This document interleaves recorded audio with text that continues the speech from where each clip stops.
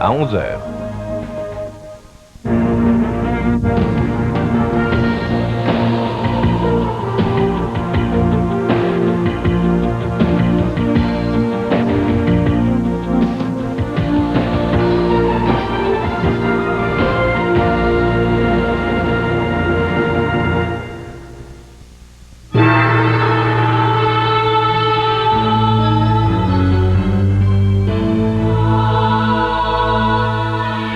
Une frégate de la marine américaine attaquée par un monstre marin, cela semble incroyable, mais l'agresseur a laissé des crocs dans l'enveloppe du dôme sonar qu'il a transformé en passoire.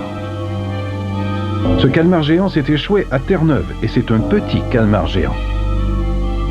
Quel être marin inconnu des pêcheurs japonais ont-ils capturé dans leur filet? Et que penser de Nessie, le doyen des monstres des lacs? Une armada scientifique poursuit les recherches. Y a-t-il des monstres dans ce lac et d'autres lacs ailleurs dans le monde?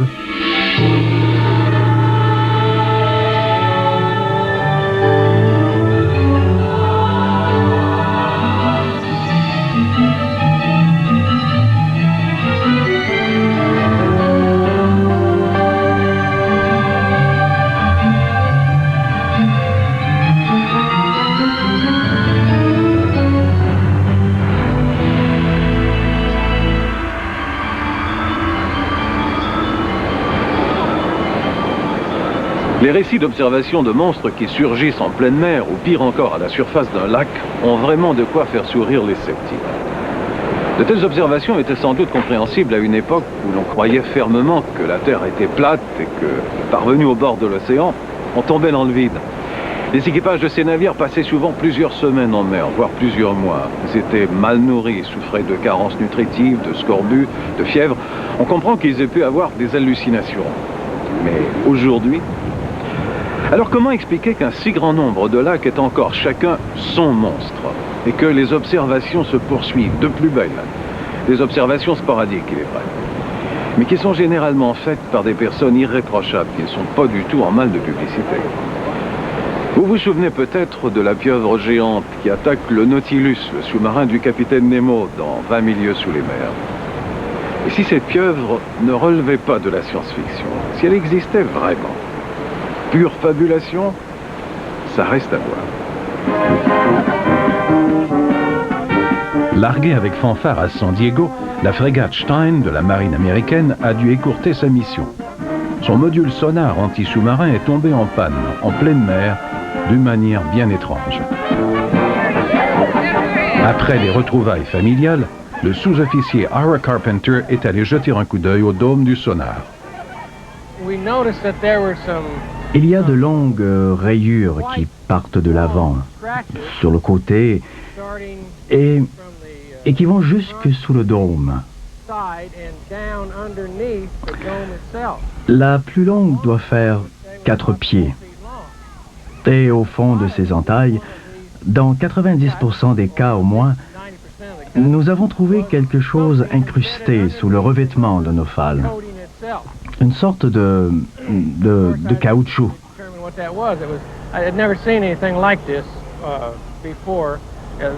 J'ai évidemment cherché à savoir ce que c'était. Je n'ai jamais rien vu de tel. Je me suis servi de mon canif pour extraire l'un de ces corps étrangers sous le revêtement de nos pales. On aurait dit une griffe. Je l'ai montré à mon adjoint lui disant « Regarde, on dirait que nous avons été attaqués par une bande de petits alligators. » Le biologiste F.G. Woods. Voici un petit morceau de nopal qui provient du dôme du sonar de ce navire. Dans bon nombre de ces entailles, nous avons trouvé des dents ou des griffes, comme celle-ci. Et il semble bien que ce qui a fait ces dégâts ait saisi le dôme et en ait déchiré le revêtement jusqu'au métal qui est dessous. On aurait dit que la griffe avait été arrachée à la chose qui l'avait mise là. Je pense qu'il doit s'agir d'un calmar, car les calmars possèdent des griffes ou des crocs de ce genre. Aucun autre animal connu vivant dans l'océan n'est doté de structures comme celle-ci. Cela n'exclut pas qu'il puisse s'agir d'un animal que nous ne connaissons pas encore, car il est indubitable que la mer abrite des animaux dont la science ignore encore l'existence. Cet incident et les éléments tangibles qui le caractérisent sont de nature à nous inciter à écouter d'une oreille un peu moins incrédule certains récits tragiques qui semblent invraisemblables. C'est le cas de celui du lieutenant anglais Arne Gramerney Cox, survenu en 1942 en pleine guerre. Le navire qui ramenait les soldats a été coulé par un destroyer allemand dans l'Atlantique Sud. Cox s'est retrouvé à bord d'un frêle canot de sauvetage, dans une mer infestée de requins. Au bout de 5 jours, il y a eu une attaque sinistre. Un ami de Cox a pu en voir les traces par la suite. Il a levé son pantalon et j'ai aperçu une série de cicatrices grosses comme un penny ancien, d'1,25 pouce de diamètre, qui formaient une sorte de ligne pointillée tout le long de sa jambe. Ces cicatrices blanches s'enfonçaient profondément dans la chair, là où la peau avait été arrachée. Avant sa mort en 1971, Cox a relaté l'incident à ses sœurs, de même qu'à son ami, le professeur de biologie Cloudsley Thompson. Il ne m'a pas montré cela. Vous êtes ses sœurs, après tout, et nous étions dans le mess des officiers. Ils étaient 12 à bord de l'embarcation, et seulement 3 d'entre eux en sont sortis vivants 5 jours plus tard. Ils mouraient de soif l'un après l'autre, mais le plus horrible s'est produit un soir, lorsqu'ils ont été attaqués par un calmar géant. Une masse incroyable est apparue à côté du radeau. Elle a allongé un tentacule énorme qui a saisi l'un des hommes et l'a arraché à l'embarcation avant que les autres aient le temps de réagir. On peut présumer qu'il a été dévoré. À peine s'était-il quelque peu remis du choc qu'il venait de vivre qu'un autre tentacule a surgi du côté opposé. Il l'a bien vu car il se découpait nettement contre le ciel étoilé. Le tentacule a agrippé sa jambe et tout son corps, sa jambe droite surtout, car elle portait les cicatrices les plus visibles, celles qu'il m'a montrées. Mais je crois que tout son corps était pris et qu'il était entraîné comme l'autre. Mais heureusement, ses compagnons étaient maintenant aux aguets. Ils l'ont agrippé et ils l'ont retenu. Les ventouses lui ont arraché des morceaux de chair. Et c'est ce qui a causé les nombreuses cicatrices qu'il a sur tout le corps. Ces rencontres sont évidemment rares et elles demeurent anecdotiques. Tellement anecdotiques et invraisemblables en fait qu'on a tendance à les rejeter sans autre forme de procès. Or, le cas de la frégate américaine Stein jette un nouvel éclairage sur ces observations. D'abord parce qu'on a enfin des éléments de preuve tangibles et non de simples observations. Il fournit des pièces à conviction en quelque sorte. Et ensuite parce que les observateurs eux-mêmes ne sont pas tout à fait du genre à fabuler. La marine américaine n'a pas l'habitude de monter des canulars. Cela ne confère pas pour autant davantage de crédibilité au moindre témoignage d'observation de monstres marins. Mais cela nous incite à avoir l'esprit un peu plus ouvert, même face à ce qui nous a semblé complètement impossible à un moment donné. On n'a jamais capturé de calmar géant adulte, mais curieusement, à toutes les trentaines d'années, les eaux froides du courant du Labrador nous livrent un aperçu de ce à quoi de telles créatures pourraient ressembler.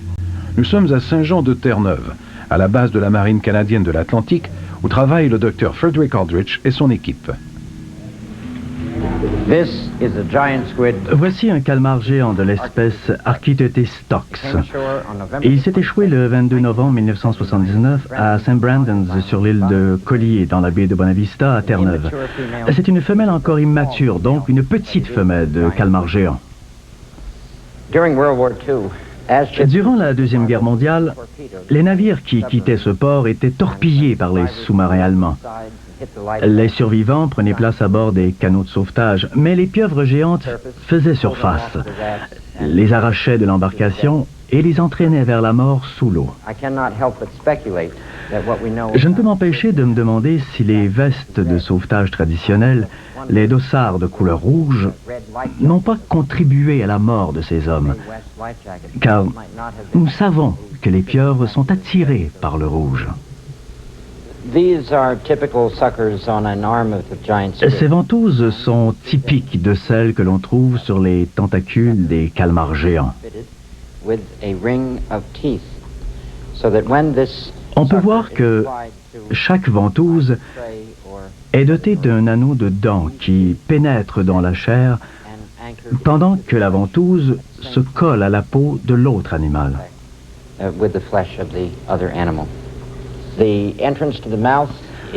À l'ouverture de la gueule du calmar comporte de gros crochets, semblables à des becs de perroquet qui déchiquettent la proie. Sur la langue et les lèvres du cachalot, on peut observer des cicatrices d'une trentaine de centimètres laissées par ces ventouses. Selon moi, le calmar géant pourrait atteindre une cinquantaine de mètres, soit environ 8 fois plus que celui-ci, qui fait 7 mètres. Et c'est un gros calmar.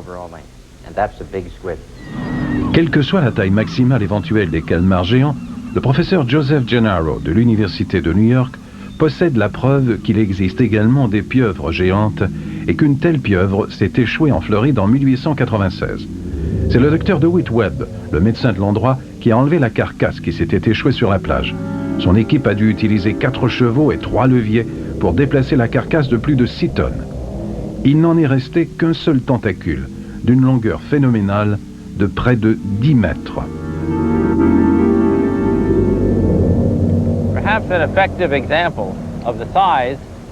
Pour avoir une idée de la taille de la pieuvre que Webb a trouvée, il suffit de regarder d'abord une pieuvre ordinaire dans cette position et de s'imaginer ensuite que la pieuvre de Webb s'étalerait d'ici à la voiture rouge sur la plage.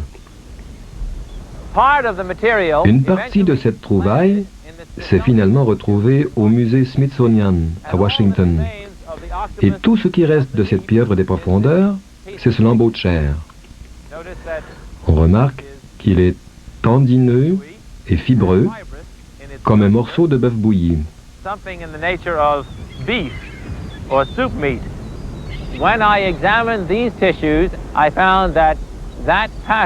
Au microscope, à la lumière polarisée, j'ai constaté qu'elle est presque identique à celle d'une pieuvre actuelle. Tout cela me pousse fortement à croire que le Dr Webb a effectivement trouvé une pieuvre gigantesque.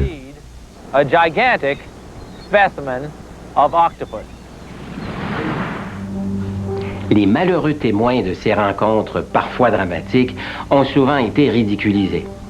Comment un mollusque d'une longueur de quelques centimètres, apprécié par tant de fins gourmets, pourrait-il s'enfler de 1000 fois sa taille et dévorer à son tour quelques aventuriers de notre espèce? Vision cauchemardesque? Non. On les aime petits, les calmars, et de préférence frits. Pourtant, les chercheurs Gennaro et Aldrich nous démontrent que les monstres, c'est sérieux, c'est pas juste pour les enfants.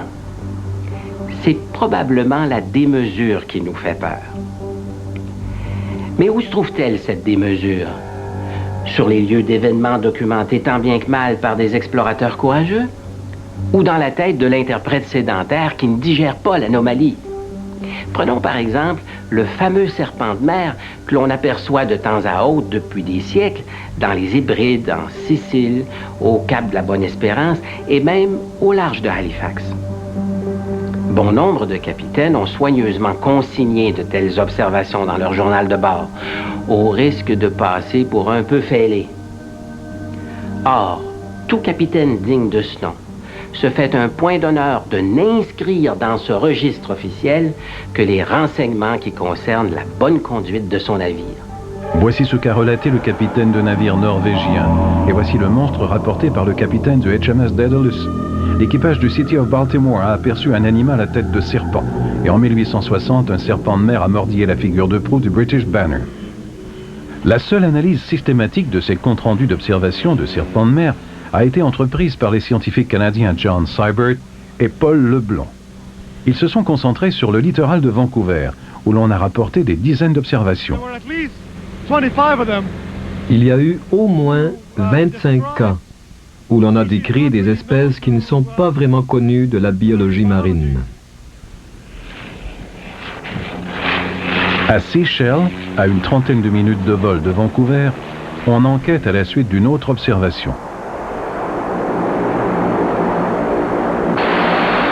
Un garçon de l'endroit, John Andrews, pêchait au bout d'un quai lorsqu'il a aperçu un animal étrange.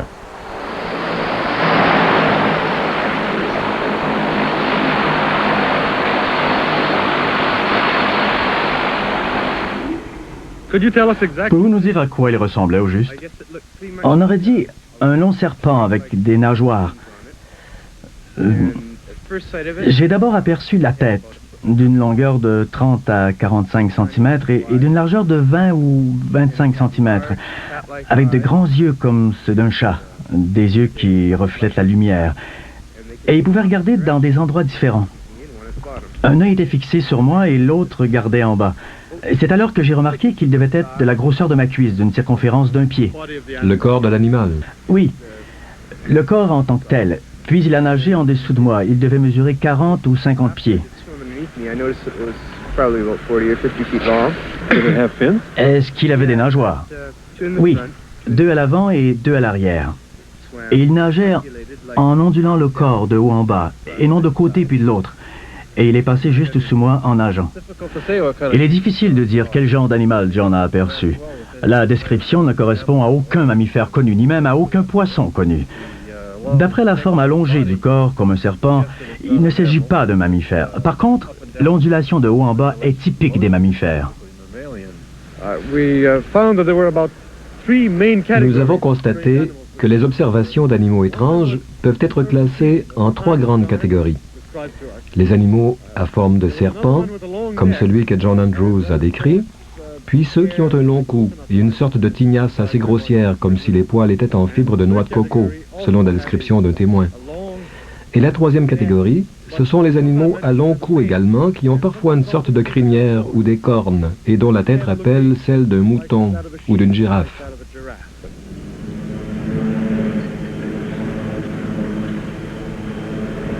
Aucun de ces observateurs n'était un artiste professionnel. Mais leurs croquis et leurs témoignages nous donnent un très bon aperçu de ce qu'ils croient avoir vu. Voici le croquis fait par John Andrews à la suite de son observation. Margaret Stout a aperçu cet animal en 1961 et David Miller a vu celui-ci au large de l'île de Discovery. Or, il se peut que des hommes aient déjà capturé un tel monstre marin. En septembre 1977, à l'est de la Nouvelle-Zélande, ce navire de pêche japonais a remonté dans son filet une étrange carcasse. La nouvelle a tellement emballé les réseaux de télévision japonais que leurs équipes de journalistes se sont rendues en hélicoptère dans le Pacifique Sud et sont descendus sur le pont du Zuyo-Maru. Le capitaine Akira Tanaka s'est adressé aux journalistes. Le 25 avril, vers 10h30, nous nous sommes rendus compte que nous avions pris une grosse proie dans nos filets.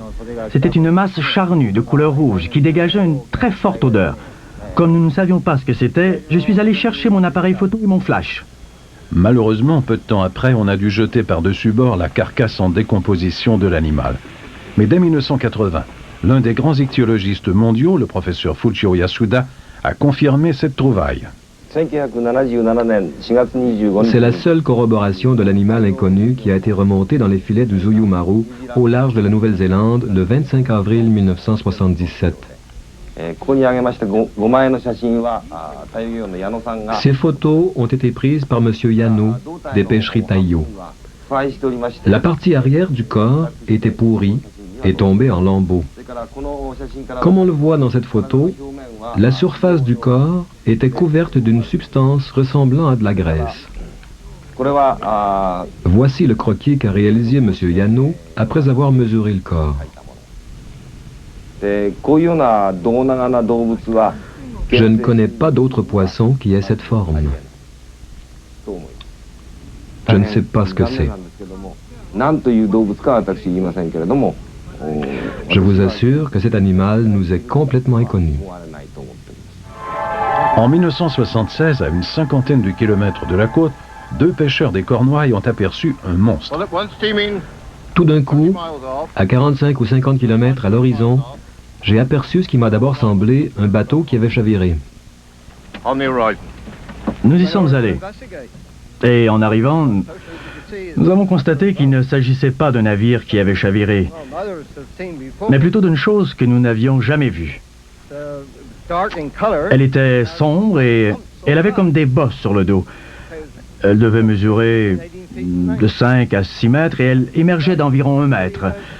La mer était très calme ce jour-là. Il n'y avait pas la moindre vague.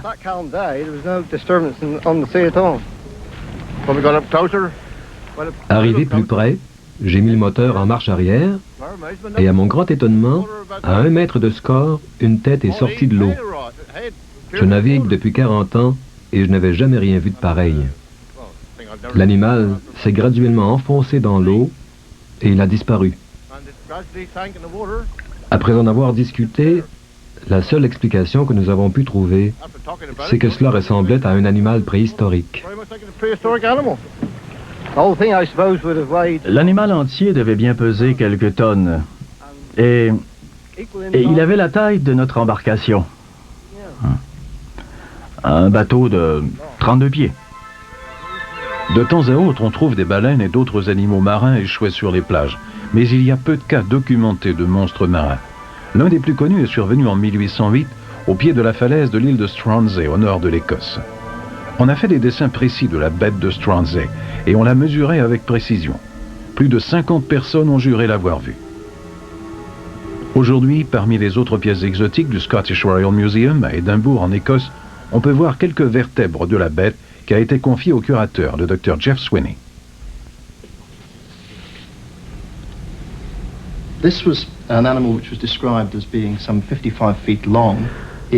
Selon la description qu'on en a faite, l'animal mesurait 17 mètres, il avait une crinière sur toute sa longueur, une tête minuscule et un long cou.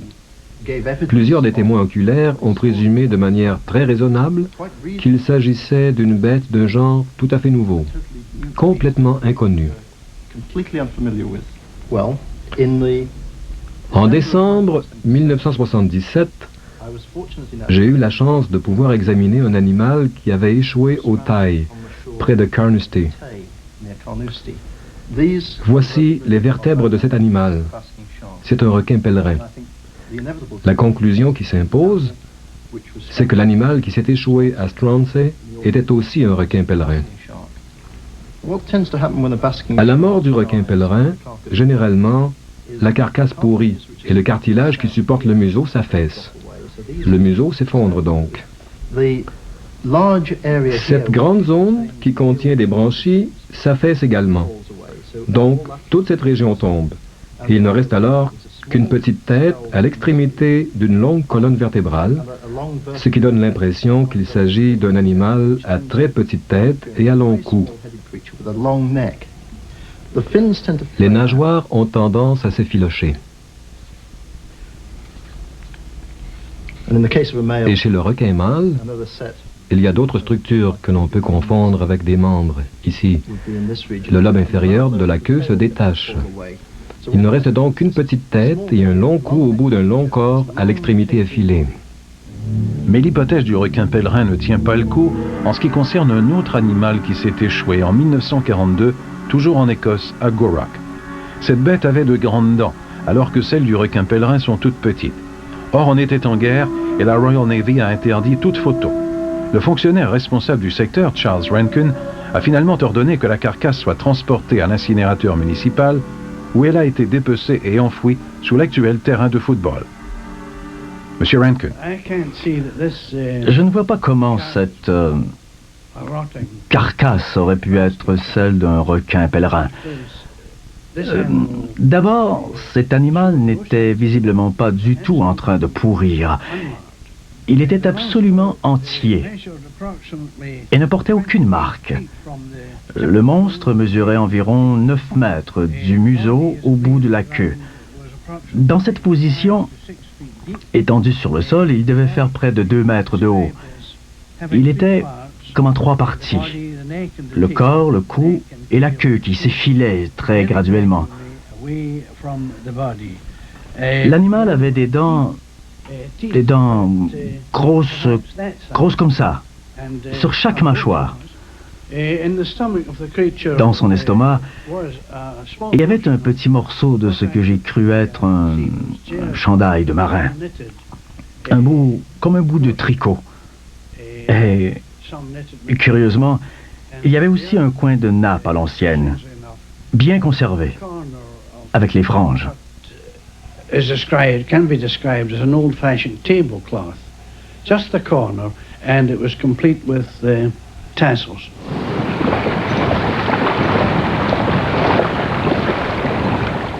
En fin de compte, les preuves circonstancielles de l'existence de monstres marins aussi gigantesques que furtifs sont presque accablantes. Au fond, c'est compréhensible. Les mers couvrent les 4/5 de la surface de la Terre. Et la majeure partie de cet autre univers est encore inexplorée. D'ailleurs, de temps à autre, on fait des découvertes étonnantes, comme ce requin géant appelé Megamouth, grande gueule si vous voulez, découvert par mégarde à la fin des années 70. Quant aux profondeurs abyssales, on y trouve des poissons étranges qui ont de quoi inspirer bien des cauchemars. Ces poissons sont pourtant bien réels, et heureusement, à des kilomètres de profondeur dans la mer. Mais qu'en est-il des monstres des lacs? Leur existence, encore là rapportée par de nombreux témoins, est-elle aussi plausible? À ce chapitre, le Québec, qui est truffé de lacs, n'est pas en mal de monstres lacustres. Les deux monstres lacustres les plus célèbres du Québec, Champ et Memphrey, logent à moins de 2 heures de route de Montréal, au creux des Appalaches, dans 2 lacs qui chevauchent la frontière canado-américaine, le lac Champlain et le lac Memphrey-Magog. Selon une légende amérindienne, Memphrey habiterait cette grotte, que les colons anglais ont par la suite baptisée grotte de Skinners. Les premiers explorateurs européens qui ont sillonné cette région ont rapporté que les Amérindiens ne se baignaient pas dans le lac par crainte d'être dévorés par des serpents géants et des alligators.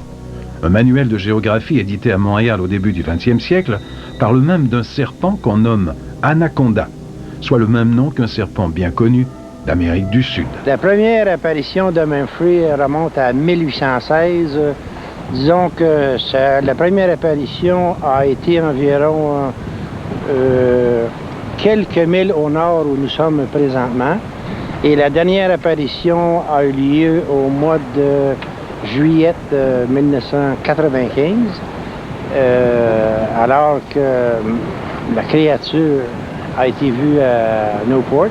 Ici, la moyenne d'eau en pieds, c'est 185 pieds avec un maximum de 351 pieds. On peut dire que la majorité des apparitions ont eu lieu dans ce secteur, parce que le lac est divisé en 3 sections. Il y a la section sud, qui a une moyenne de 18 pieds de profondeur, la section centrale, 185 pieds, et la section nord, la section vers Magog, qui a une moyenne environ de 45 pieds. C'était très, très calme cette journée-là. Jean-Denis Dubuc relate sa rencontre furtive avec Memphrey. On a vu une masse d'environ 2 pieds de hauteur, de 6 à 7 pieds de long, qui est sortie à 3 reprises en face de nous. Cette masse-là sortie dans une séquence d'environ 1 seconde entre chaque sortie, avec un bruit, une espèce de bruit de sifflement. Micheline Roy l'a aperçu, elle aussi. Ce qu'on pouvait voir à la surface, c'était vraiment une longueur d'au moins 20-25 pieds, certains. Là. Parce que c'était vraiment une peau, un peu une peau de phoque, là, une peau lustrée d'un brun chocolat noir, là, très foncé. Ça, on pouvait vraiment le voir à la surface de l'eau. Monsieur Boisvert était en plongée dans le coin de Georgeville, c'est-à-dire que si on situe Georgeville par rapport à Hall Z, justement dans la même direction, le trajet qu'aurait pris cette masse-là entre Georgeville et Hall Z. Puis M. Boisvert m'a dit qu'au fond de l'eau, il avait vu comme une espèce de nuage, de vase. Lorsque je plonge toujours avec une boussole. Alors, disons que je prends un cap, exemple, sur le toit de Saint-Benoît-du-Lac, qui est complètement à ma gauche, et je m'en vais dans cette direction-là, et tout à coup, je vois, disons, une espèce de nuage qui se déplace dans le fond du lac. Et je ne crois pas que ce sont des bancs de poissons qui se déplacent, parce que j'en ai vu des bancs de poissons qui se déplaçaient, et ça ne faisait pas cette espèce de poussière-là qui soit soulevée au fond du lac. Et la journée que M. Dubuc et Mme Roy ont eu leur apparition, je plongeais dans ce secteur-là ici, à ma droite, et eux étaient un peu plus loin, et j'ai observé ce phénomène-là, cette journée-là. La plus probante, c'est une créature à bosses multiples et de couleur grise, qui peut varier entre 30, 40, 50 et 60 pieds de longueur. Jacques Boisvert s'intéresse à Memphrey depuis 1980. En 15 ans, il a effectué plus de 4000 plongées et recueilli plus de 200 témoignages. Le récit de Marie-Albert et Lorient Thibault, des gens de la région, les copropriétaires du magasin général de Georgeville, est représentatif. Il faisait très beau. Le ciel, il était vers 8h, 8h30. Cette journée-là, il avait fait soleil, il n'y avait aucun nuage, très beau. Aucun bateau sur l'eau non plus. C'était à peu près vers la mi-août. Et puis, moi, je l'ai vu pour à peu près la moitié du temps de lui, là, parce que lui, il l'a vu avant moi. La dimension, ça pouvait avoir au moins 12 pouces de diamètre. Ça me semblait rond. Et qui dépassait de l'eau environ un bon 2 pieds, certain. Puis de la longueur, bien, étant donné que moi j'étais comme ça, puis ça s'emmenait comme ça, bien, je peux pas dire à peu près, mais ça faisait de la vague en arrière. Si Memphrey existe, il est d'une discrétion remarquable. Jacques Boisvert, qui le pourchasse sans relâche, en est venu à la conclusion que cela tient essentiellement aux habitudes alimentaires de Memphrey. Si c'est un carnivore, disons que s'il se nourrit de poissons, il ne resterait pas grand poisson dans le lac Memphremagog. S'il se nourrit des herbes, s'il était herbivore, ça serait une bonne chose parce qu'il n'y aurait pas d'algues sur le bord du lac Memphremagog. Donc, j'ai une théorie que j'ai étudiée, se nourrirait de nourriture benthique, c'est-à-dire de la nourriture de fond. Parce que c'est prouvé que dans le lac de Memphremagog, nous avons ce qu'on appelle des grandes vases. Cet animal-là peut peut-être se nourrir, c'est comme une espèce de genre de plancton. Jacques Boisvert poursuit ses recherches au lac Memphremagog. D'autres chercheurs explorent les lacs du Québec. La côte ouest canadienne a elle aussi un monstre lacustre légendaire, le célèbre Ogopogo, résident plutôt discret du lac Okanagan. Nous sommes à Kelowna, en Colombie-Britannique, au pays de Hopi, pour Ogopogo. Aujourd'hui, Ogopogo est le sujet de la tribune téléphonique de la station de radio CKOV de Kelowna.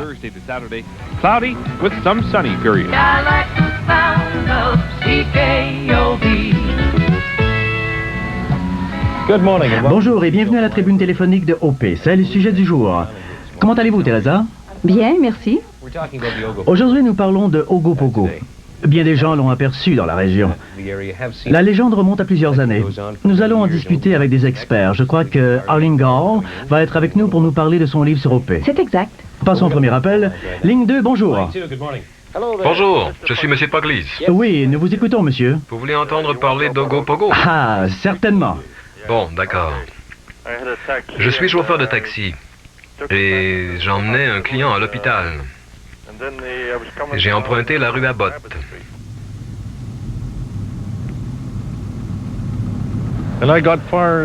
Et rendu ici, j'ai regardé le lac et j'ai eu la surprise de voir cette chose sortir de l'eau. C'était comme une tête de cheval, avec des sortes de cornes sur la tête. C'était énorme, et ça sortait de l'eau comme un gros serpent.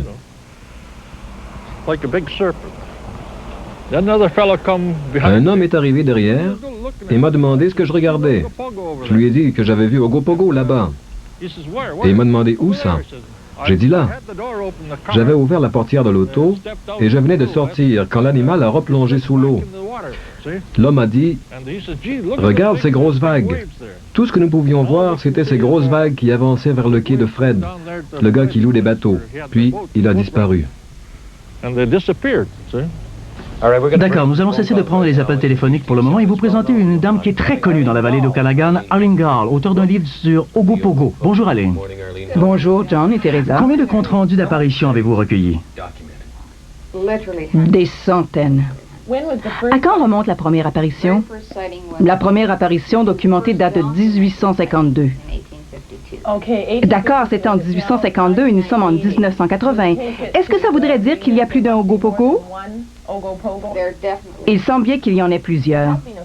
On l'a filmé, je crois. Je pense que c'était en 1968. Il est difficile de ne pas croire lorsqu'on le voit de ses yeux. Parlez-nous de ce film. Le film sur Ogopogo a été tourné en 1968 par un dénommé Art Folden. Il rentrait d'un séjour à son chalet à Chase et il a aperçu quelque chose à la surface du lac. Il a dit à sa femme, « Regarde, voilà Ogopogo. » Elle a ri de lui. Alors, il est sorti de l'auto et s'est mis à filmer cette créature. Ce qu'on voit dans le film, c'est un objet animé qui avance dans l'eau. Il fait surface et replonge à divers intervalles et plus ou moins vite. On voit la créature qui accélère rapidement et qui fait des vagues. C'est la partie du film que je préfère, car on y aperçoit un animal qui pousse beaucoup d'eau devant lui et qui fait de bonnes vagues. J'y vois quelque chose de crédible. Un peu partout dans le monde, les monstres lacustres sont traqués par des poursuivants qui ont recours à toutes sortes de stratégies plus ou moins astucieuses. En Écosse, Ivor Newby roule dans une automobile amphibie, prêt à se lancer à l'eau à la moindre alerte.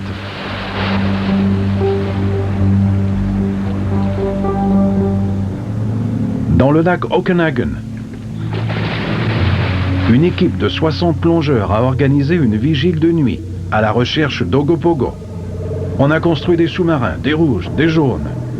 En Écosse, on a même construit un gigantesque piège à monstres lacustres. En Suède également, et en guise d'appât, on a utilisé un porc. Au Japon, on a eu recours à une toute autre approche, du saké pour enivrer ici le monstre du lac Ikeda. On y a même construit un observatoire d'où l'on surveille le lac 24 heures sur 24. On y enregistrera peut-être des images comme celle-ci, tournée par notre recherchiste lors du repérage au lac Memphremagog. Elle n'est malheureusement pas concluante. Fait étonnant, les monstres des lacs se tiennent loin des tropiques. On les retrouve tous en zone tempérée, dans une étroite bande de latitude. Même les eaux peu profondes du Loch Ree en Irlande semblent cacher un habitant mystérieux qu'ont aperçu 3 hommes d'église en mai 1960. Le père Burke, le père Murray et Monseigneur Quigley. Nous laissions dériver le bateau en attendant qu'une brise se lève et que l'on puisse pêcher avant qu'il fasse noir. Tout d'un coup, Monseigneur Quigley nous a dit « Voyez-vous ce que je vois? Que voyez-vous? Là-bas. » J'ai alors aperçu quelque chose à la surface de l'eau. Une bosse avec une tête plus loin. La chose bougeait lentement vers la droite. Lentement. Je me souviens avoir demandé aux autres ce que c'était. Ce n'était pas... Si ça avait été un poisson, nous aurions vu quelque effet sur l'eau. Et si ça avait été comme une anguille, nous aurions vu des sillons, mais il n'y avait pas une trace de rien. Cela aurait pu être le périscope d'un petit sous-marin. Nous en avons discuté par la suite et nous nous sommes convenus qu'il devait s'agir d'une sorte de gros serpent.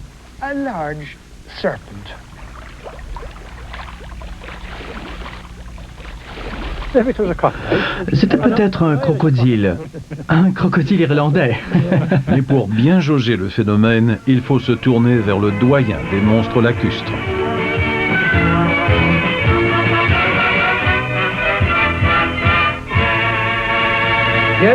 Ce film des plus étranges prouve enfin l'existence du monstre du Loch Ness. Le lac a une longueur de 33 km, une largeur de 2,5 km et il atteint une profondeur de 275 mètres. Les croix indiquent les endroits où le monstre a été aperçu le plus souvent. Les flèches indiquent les endroits d'où on l'a aperçu, de la route ou du bord du lac, et ceci représente l'endroit où nos caméramans, après une longue attente, ont réussi à le filmer. Grâce à une lentille téléphoto, nous voyons le monstre fendre les eaux grises à la vitesse de l'éclair.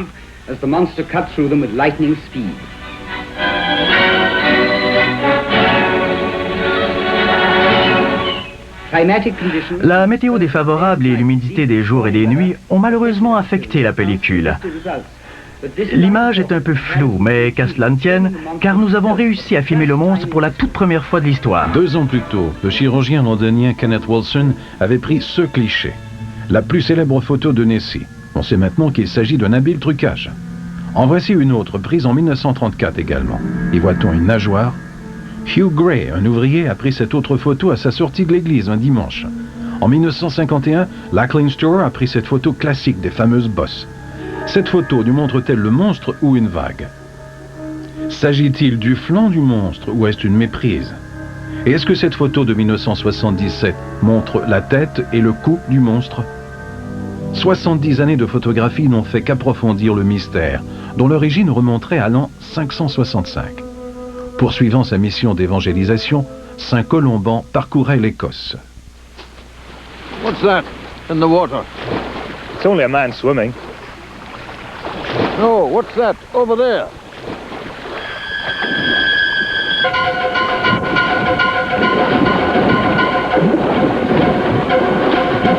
In the name of God, thou shalt go no further nor touch the man. Go back with all speed.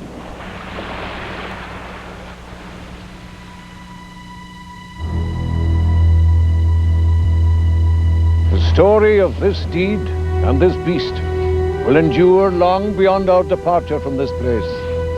This Loch Ness. Saint Colomban a vu juste. Près de 1500 ans plus tard, le Loch Ness et Nessie entretiennent une vaste industrie touristique qui encaisse des millions de dollars par année. Nessie est omniprésente. On en fait des poupées, des t-shirts, des plaques, des cartes, des bibelots, des livres, toutes sortes d'écussons. On a même songé à sa progéniture, en présumant bien sûr que le monstre est ovipare. Et comme il s'agit d'une affaire très sérieuse, on a conçu un jeu où les concurrents organisent des expéditions imaginaires sur le Loch Ness.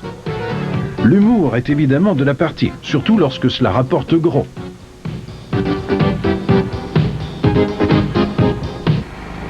En 1990, l'éditeur William Hill a offert 250 000 livres sterling à celui qui pourrait fournir une preuve concluante de l'existence de Nessie.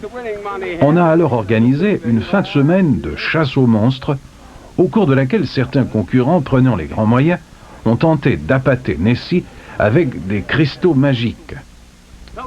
Les chasseurs de monstres sont rentrés bredouilles, mais l'événement a été une grande réussite publicitaire. Join the monster, Raven, Luli, party! Yes. Les comptes rendus d'apparitions toujours furtives de Nessie n'en continuent pas moins. Plusieurs de ces témoins oculaires se retrouvent aujourd'hui à bord de ce bateau. Des gens comme Alex Campbell, garde-pêche du Loch Ness pendant 47 ans. Il affirme avoir aperçu Nessie 18 fois. Le banquier Peter McNabb, qui a pris une photo célèbre de Nessie en 1955. Et le comptable Peter Smith et son épouse Gwen, qui ont filmé Nessie en 1977. Alex Campbell. J'étais complètement sidéré. J'ai cligné des yeux 3 fois pour être certain de ne rien inventer. J'ai aperçu nettement la tête et le gros corps. J'ai tout de suite compris que l'animal avait peur à cause des mouvements de sa tête qui oscillaient de droite à gauche. Wow, fantastic. And then I realized itself.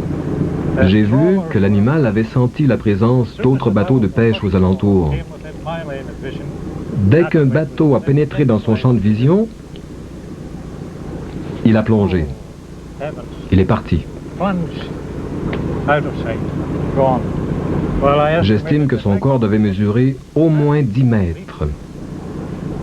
La tête et le cou devaient émerger d'au moins 2 mètres. Et il avait la peau grise. J'ai vu quelque chose qui était sur le point de faire surface et j'étais très excité. J'ai pris mon appareil photo et j'ai fixé un téléobjectif sans regarder rien d'autre. Et lorsque j'ai levé les yeux, la créature était sortie de l'eau et son corps noir ondulait à la surface. C'était un être vivant. J'ai saisi mon appareil photo et j'ai pris ce cliché qui est un peu flou parce que je tenais la lentille téléphoto et que je tremblais d'excitation.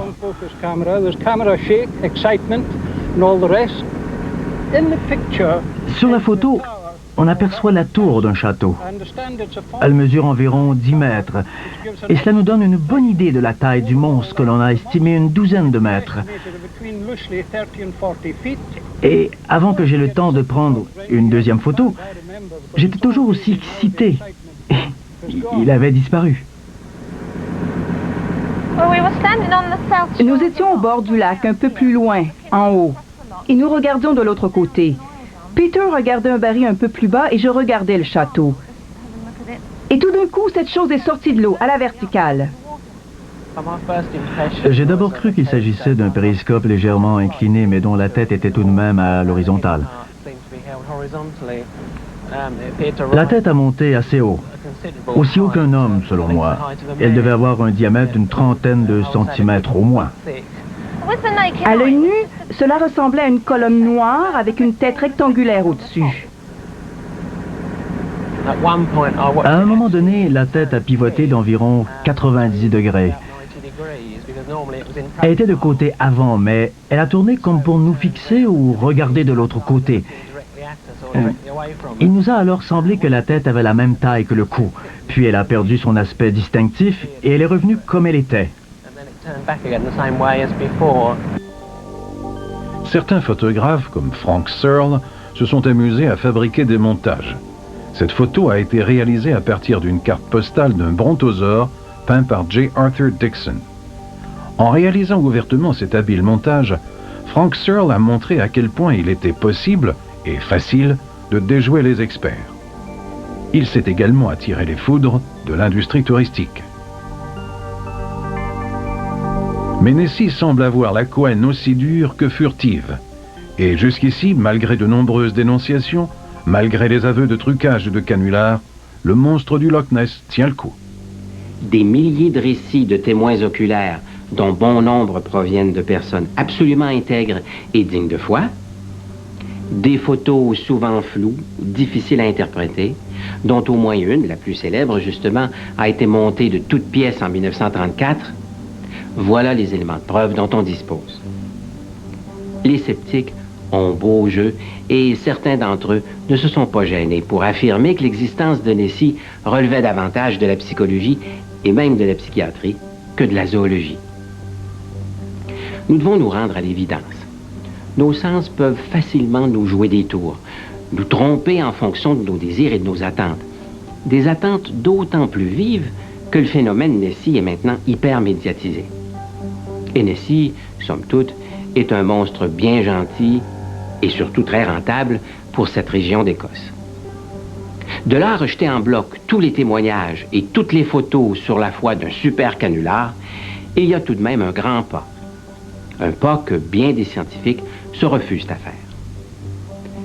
Ainsi, malgré les objections des sceptiques, des scientifiques, ou du moins des curieux, armés d'appareils de mesure des plus perfectionnés, ont décidé d'explorer le lac, d'y plonger même, à la recherche de ce monstre furtif et de ses congénères.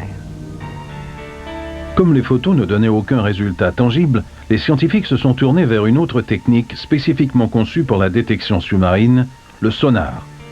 La première enquête scientifique exploitant le sonar remonte au début des années 70. Elle a été menée en collaboration avec le réputé chercheur américain Harold Edgerton du MIT. Les chercheurs ont placé leur caméra sonar sous un bateau ancré dans la baie de Urquhart. Ce système devait permettre de déceler tout objet massif qui franchirait le cône du faisceau d'onde du sonar. L'image apparaîtrait alors sur les échosonars.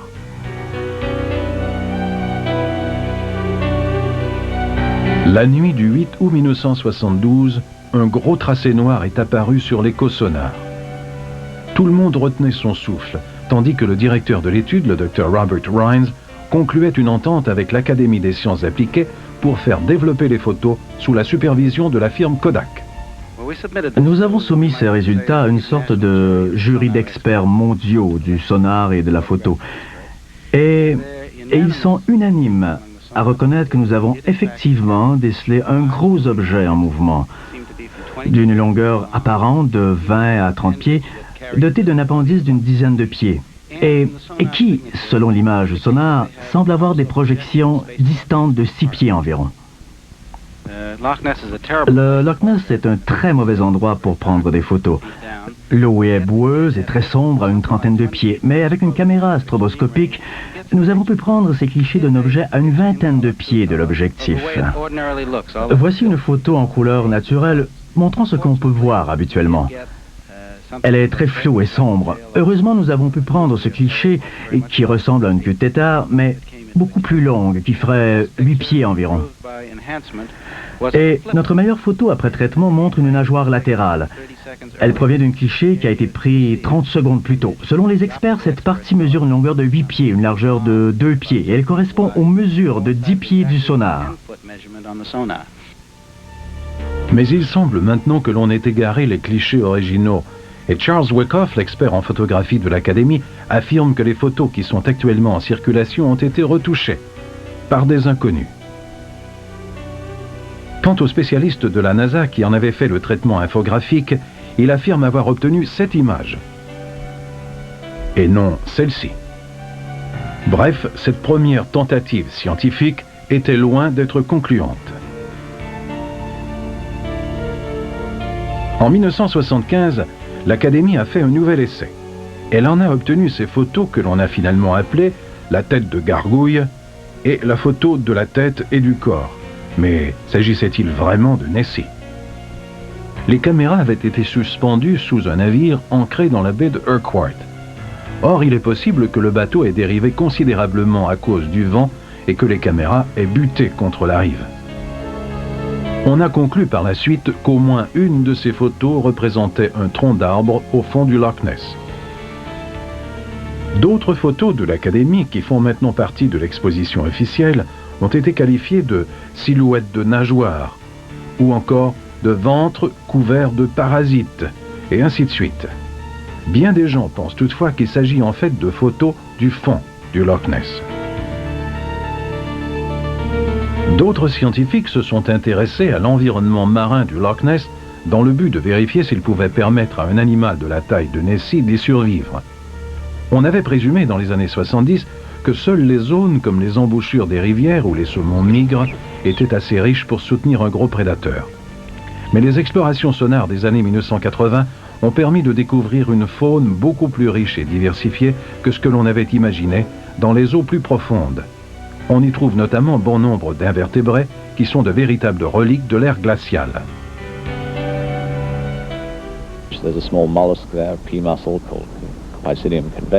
On y trouve de petits mollusques, des moules de la grosseur d'un pois, appelés Pisidium conventus.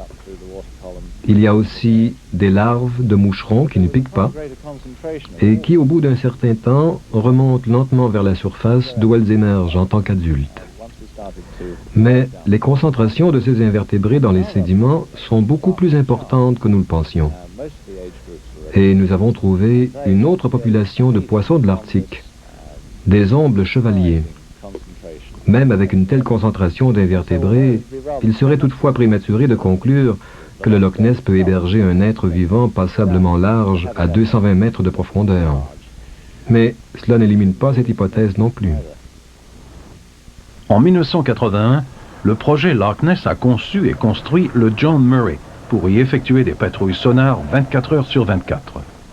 Le bateau naviguait au centre du Loch Ness qu'il balayait sans cesse de droite à gauche de son faisceau sonar. Le faisceau sonar principal était relié à une caméra vidéo couleur qui pouvait fournir une image comparative des contacts et de leur profondeur, calculée à partir de l'angle du faisceau et de la distance. Cette année-là, plus de 1500 heures de patrouille sonar ont produit plus de 40 contacts bien définis, souvent à de grandes profondeurs. On se méfiait toutefois des faux échos, dus essentiellement à 3 causes précises. Il y a d'abord les réflexions latérales sur les bords du lac. Ensuite, lorsque le faisceau n'est pas parfaitement vertical, il peut être diffracté et partiellement réfléchi par les couches d'eau à des températures différentes.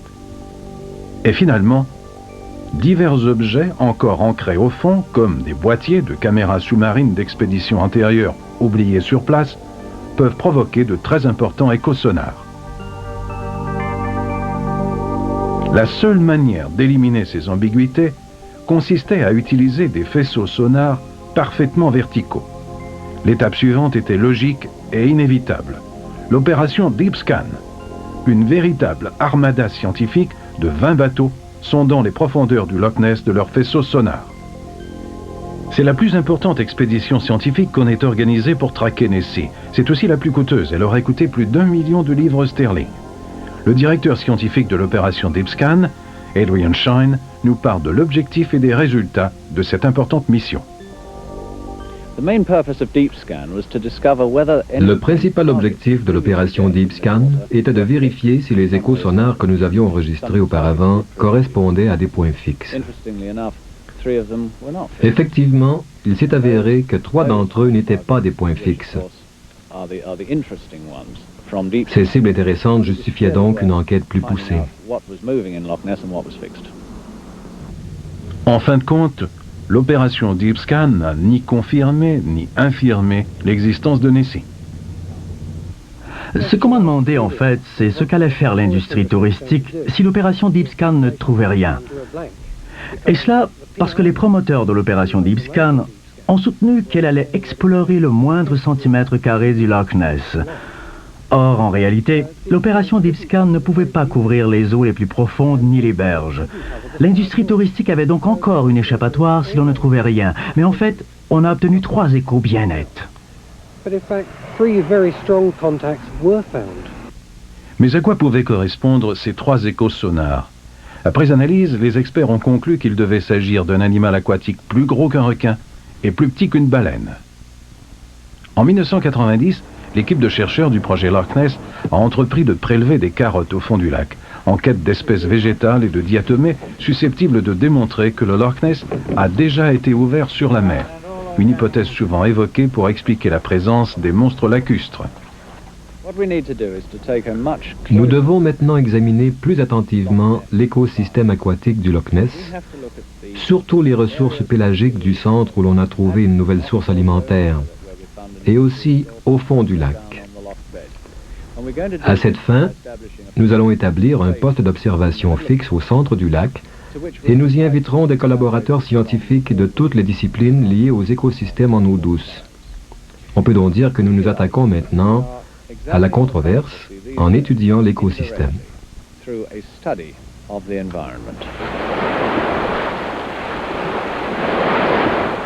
On accepte assez bien, somme toute, la possibilité de l'existence d'êtres vivants gigantesques dans la mer. L'immensité des océans nous incite à la prudence avant de décréter qu'ils n'existent pas.